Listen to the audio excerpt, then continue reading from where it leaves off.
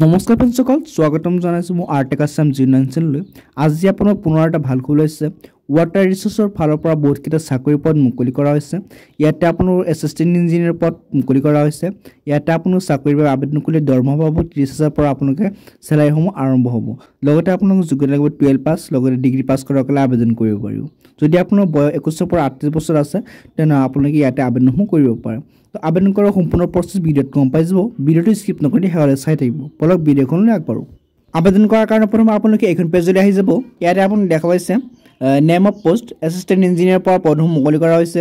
লগতে আপুনি number of post দেখুৱাইছে 45টা ইয়াতে ইঞ্জিনিয়াৰ পোষ্ট মুকলি কৰা হৈছে। কেটেগৰিজ কিন্তু ইয়াতে পদ বেলেগ বেলেগ মুকলি কৰা হৈছে। ইয়াত দেখা হৈছে ইউআৰ কাৰণে 5টা, SC কাৰণে 7টা, STP কাৰণে 5টা, STIHৰ কাৰণে 4টা, OBC কাৰণে 24টা পদ ইয়াতে মুকলি কৰা হৈছে। লগতে স্কেল পেটো চাই ইয়াতে দেখা হৈছে 30,000 পৰা আপোনালোকৰ চেলাৰীসমূহ আৰম্ভণি হ'ব। তো আপোনালোকে 30,000 টকা কিন্তু প্ৰথমে পাই থাকিব। তো ইলিজিবিলিটি ক্ৰাইটেৰিয়া যদি চাই আপোনালোকে দেখুৱাইছে ৰেচিডেণ্টশ্বিপ। লগতে ইয়াত দেখুৱাইছে the candidate must B A permanent resident of Assam. প্ৰথমে কিন্তু আপোনালোকৰ অসমৰ স্থায়ী বাসিন্দা হ'ব লাগিব। লগতে আপোনাৰ PRC যিটো এটা ইছ্যু থাকিব লাগিব। যদি আপোনালোকৰ এডুকেশ্যন পাৰপাছ দিয়ে তেনে আপোনালোকে PRC চাৰ্টিফিকেটখন লাগিব, তেতিয়া আপুনি আবেদনসমূহ কৰিব পাৰিব। লগতে আপোনালোকৰ যদি এমপ্লয়মেণ্ট একশ্যন চাৰ্টিফিকেট বনোৱা নাই, এমপ্লয়মেণ্ট চাৰ্টিফিকেটটো এতিয়া বনাই ল'ব। এমপ্লয়মেণ্ট চাৰ্টিফিকেটটো যিহেতু ইয়াত লাগিব, তো আপোনালোকে এইটো বনাই ল'ব লাগিব। তো নেশ্যনেলিটি যদি হয় ইয়াত কৈছে must B Indian citizen, Indian citizen হ'ব লাগিব আপুনি, তেতিয়া চাকৰিসমূহ আবেদন কৰিব পাৰিব।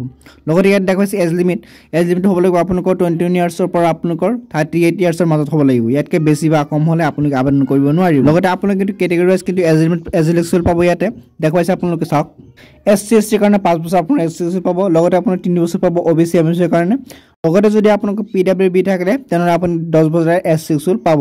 এডুকেশ্যন কোৱালিফিকেশ্যন যদি চাই আপোনালোকে দেখুৱাইছে কেণ্ডিডেট মাষ্ট প্ৰচেছ বেচেলাৰ্ছ ডিগ্ৰী, আপোনালোকে কিন্তু ডিগ্ৰী পাছ কৰিব লাগিব, তেতিয়া আপোনালোকে আবেদনসমূহ কৰিব পাৰিব। লগতে আপোনালোকে BTech চিভিল ইঞ্জিনিয়াৰিং কৰা থাকিব লাগিব, তেতিয়া আপুনি ইয়াতে আবেদনসমূহ কৰিব পাৰিব।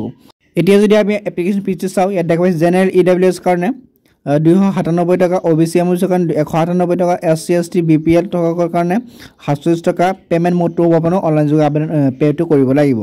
How to apply water resource requirement, তো আপুনি আবেদনসমূহ কেনেকৈ কৰিব এতিয়া প্ৰচেছ মই আপোনাক জনাই দি আছোঁ। তো আবেদন কৰাৰ কাৰণে আপুনি কি কৰিব, স্ক্ৰল ডাউন কৰি তলত আহি যাব।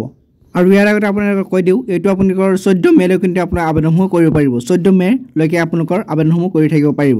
তো আপোনালোকে যদি আবেদন কৰা নাই আবেদনসমূহ কৰিব। তো আপুনি স্ক্ৰল ডাউন কৰি তলত আহি যাব। ইয়াত দেখুৱাইছে অনলাইন এপ্লিকেশ্যন ফৰ্ম, তো আপোনাৰ ফৰ্মটো ফিল আপ কৰিব লাগিব। ইয়াত দেখুৱাইছে এডভাৰটাইজমেণ্ট ডিটেইলছ দিয়া আছে, অফিচিয়েল ডিটেইলছসমূহ দিয়া আছে। সম্পূৰ্ণ ডিটেইলছসমূহ কিন্তু আপোনালোকে ইয়াতে পাই যাব। তো আপোনালোকে এনেদৰে আবেদনসমূহ কৰিব পাৰিব। লিংকসমূহ মই ডিছক্ৰিপশ্যন দি থৈছোঁ, তাৰ পৰা আপোনালোকে আবেদনসমূহ কৰিব।